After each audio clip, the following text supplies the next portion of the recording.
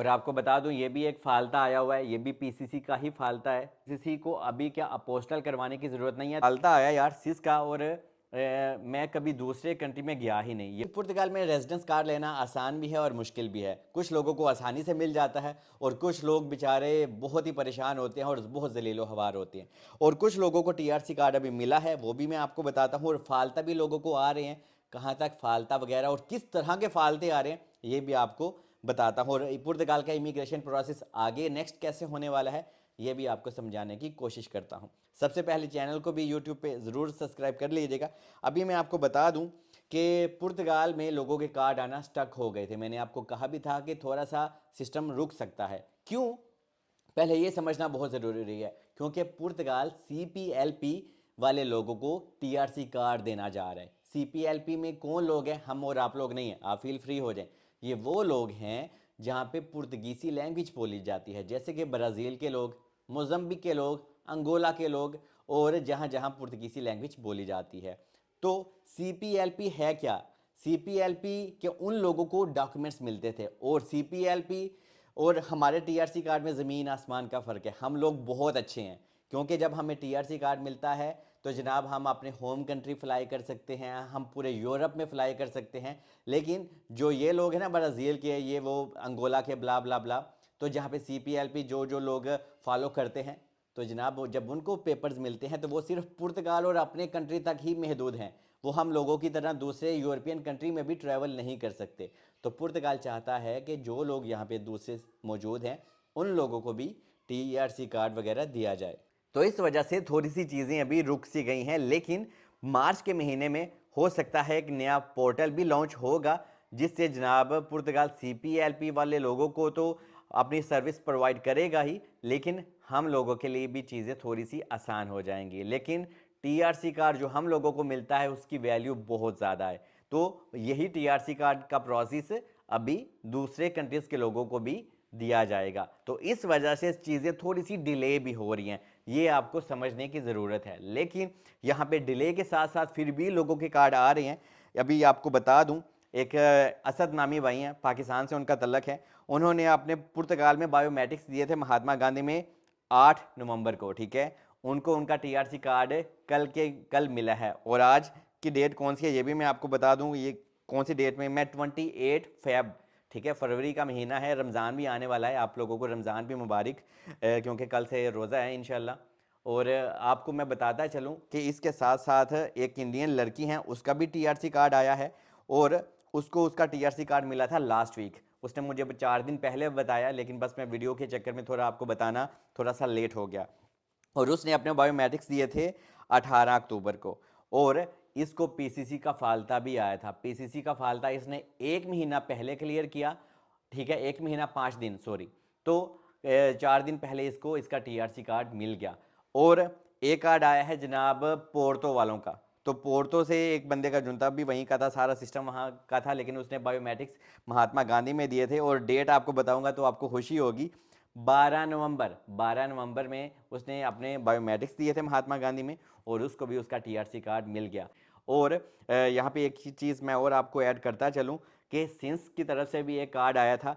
उस बंदे को तकरीबन सितंबर में, डेट अभी मुझे याद नहीं है क्योंकि डेट उसने लिखी ही नहीं है। उसने कहा यार सितंबर में मैंने बायोमेट्रिक्स दिए थे और मुझे 3 दिन पहले मेरा टीआरसी कार्ड मिला है और उसका कोई फाल्ता नहीं था।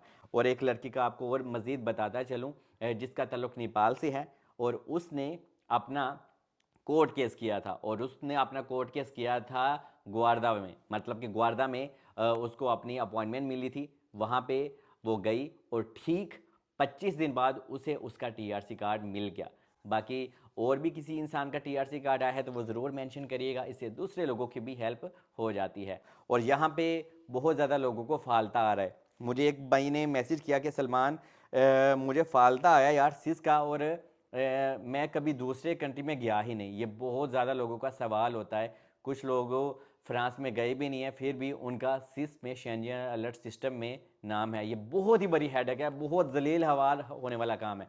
तो भाई आप एक वकील करें, ठीक है। और भी ऐसे जोन से लोग हैं जिनको इस तरह का फालता आया और वो कभी किसी और कंट्री में गए ही नहीं है, तो आप एक वकील करें और आइमा को रिपोर्ट करें, क्योंकि ये आपका वकील ही करेगा कि ये इंसान कभी गया ही नहीं है। और ये भी एक केस आया है जो भाई ने मुझे लिखा कि सलमान, मैं शेंजन अलर्ट जब आपने चेक करवाया वहाँ पे मेरा नाम नहीं है, लेकिन आइमा ने मुझे फिर भी फालता दे दिया। तो ये परेशानी तो है, लेकिन ये 1-1.5 महीने की ही परेशानी है। आप आइमा को रिपोर्ट करें कि, और वो जो आपने अपना चेक करवाया था वो भी आइमा को आप सेंड करें। अगर आपका वाकई ही क्राइम नहीं है, या आपने कोई क्राइम वगैरह नहीं किया हुआ, या आपने किसी बॉर्डर पे आप चेक नहीं हुए जैसे कि जर्मनी फ्रांस में, तो आपको परेशान होने की ज़रूरत नहीं है। आप आइमा को एक रिपोर्ट करें, वो एक लेटर आपको वकील देगा, वही आपने आगे सबमिट करना होता है। आप वकील के थ्रू भी कर सकते हो। तो इस तरह से आप अपनी इस परेशानी से जान छुड़वा सकते हैं। लेकिन ये सिस का प्रॉब्लम जो नॉर्मल लोगों को है, तो ये आजकल आपका बहुत टाइम ज़ाया करता है, और यहाँ पे लोगों को जुनता के फालते आ रहे हैं। मैंने आपको पहले ही कहा था, जैसे कि लोग मारुति मनीज में जाते हैं, इधर उधर जाते हैं, फेक सा जुनता डमी बना देते हैं। मैं समझा थक जाना, ਤੁਹਾਡੇ भी दिमाग अलग ही सिस्टम चल रहा है। तो वहाँ पे लोगों को बैक टैक्स भी पे कर रहे हैं, उन लोगों को भी फालता आ रहा है। किसी को आपका जुनता का फालता आ रहा है, किसी को आइमा की तरफ से ये फालता आ रहा है कि आपके टैक्स हमें ठीक नहीं लगते। तो जनाब टैक्स कितों की चक्कर तुहाँ किता, ये हमें समझाएं। तो जो भी आप इलीगल एक्टिविटीज़ कर रहे हैं, ये प्लीज़ ना करें, क्योंकि अभी बहुत ही ज़्यादा सख्ती हो गई है। और पुर्तगाल आइमा अगले महीने, ये मार्च का महीना ये जो स्टार्ट होने वाला है, फिर से लोगों के ऊपर छापे भी मारेगा, ठीक है। क्योंकि पुर्तगाल में फिर से एक ऑपरेशन स्टार्ट होगा, जैसे कि आजकल हमेशा होता आ रहा है। मैं पहले ही आपको वार्न कर रहा हूँ, ठीक है। तो अगर आप कोई पुलिस वगैरह कोई ऐसी चीज़ें देखते भी हैं, तो आप थोड़ा सा अवॉइड करें। ज़रूरी नहीं तुसी उत्थे जाके वीडियो शीडियो बना लग पवो, तो हो सकता है वो आपको भी आ जाए, हाँ भैया आ जाओ तुसी भी आके बिरयानी दे चौल खा लो।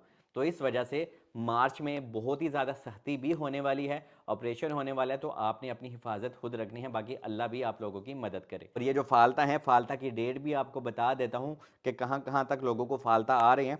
13 नवंबर का फालता आया है, ठीक है। उसके बाद एक भाई ने मुझे मैसेज किया कि 12 नवंबर को बायोमेट्रिक्स दिए थे, उसका भी फालता आया है। और एक इंसान ने 31 अक्टूबर को अपने बायोमेट्रिक्स दिए थे, उसको भी फालता है। इन तीनों के अलग अलग फालते हैं, एक का पीसीसी का है, एक का टैक्स का है, और एक का सिस में नाम है, ठीक है। तो यहाँ तक फ़िलहाल लोगों ने मुझे अपडेट अपनी दी है। और भी किसी इंसान का अगर कोई फालता आया है, और वो अपनी डेट भी मेंशन किया करे कि कौन सी डेट को उसने अपने बायोमेट्रिक्स दिए थे, तो इससे दूसरों की भी काफ़ी हेल्प हो जाती है। और आपको बता दूं, ये भी एक फालता आया हुआ है, ये भी पीसीसी का ही फालता है, ठीक है। और पीसीसी से याद आया कि इंडियन पीसीसी को अभी क्या अपोस्टल करवाने की ज़रूरत नहीं है। तो ये एक गलत न्यूज़ है, इसमें कोई फ़िलहाल तो सच्चाई नहीं है। आने वाले दिनों में इसके ऊपर कुछ हो जाए तो क्या ही बात है, अच्छा हो जाएगा, इंडियन लोगों की हेल्प हो जाएगी। लेकिन फ़िलहाल आपको अपनी इंडियन पीसीसी आपको दोनों तरह से ही बनवानी है, इंडियन वाली भी और लिस्बन वाली भी। ये मैं बार बार आप लोगों को कह रहा हूँ, ये ना हो आप कह दें कि हाँ भाई अभी चल जाएगा, तो ये जुगाड़ हो जाएगा, तो बाद में आपको फालता का गिफ्ट आ जाएगा और आपको नई परेशानी झेलनी पड़ जाएगी। तो फिलहाल तो आपको अपोस्टाइल करवानी ही पड़ेगी। और देखिए, जब आप लोग मुझे डॉक्यूमेंट्स वगैरह कोई सेंड करते हैं, या कोई टीआरसी कार्ड वगैरह सेंड करते हैं, तो यार मैं आप लोगों की प्राइवेसी का बहुत ख्याल रखता हूं, क्योंकि लोग प्यार करते हैं। तो मैं ऐसे ही किसी की डेट वगैरह हमेशा हाइड कर देता हूं, या लगाता ही नहीं हूं। तो ऐसे ही है। बाकी बहुत अच्छा लगता है जब आप लोग प्यार देते हैं, सराहते हैं, ट्रस्ट करते हैं। और मुझे भी अच्छा लगता है कि मैं आपके ट्रस्ट का हमेशा ख्याल रखूँ, और आपकी डॉक्यूमेंट्स का भी। बाकी CPLP की वजह से थोड़ी सी चीज़ें डिस्टर्ब हो जाएंगी, तो ये चीज़ आपके माइंड में होनी चाहिए। बाकी मिलते हैं अगली वीडियो में, मुझे दुआ में याद रखें। खुदा हाफिज़।